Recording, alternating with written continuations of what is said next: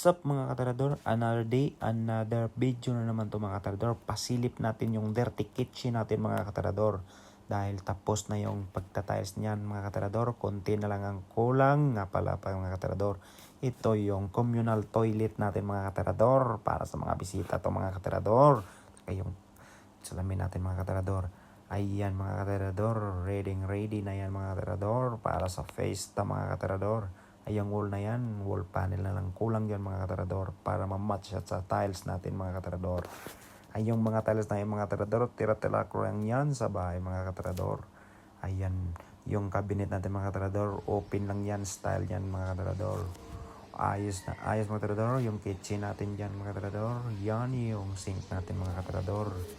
Ayan, fresh na fresh yung malalanghap natin ng hangin mga katarador. Kaya kung magloto tayo dyan mga katarador, feel natin yung fresh air mga katarador. Ito yung communal toilet natin mga katarador.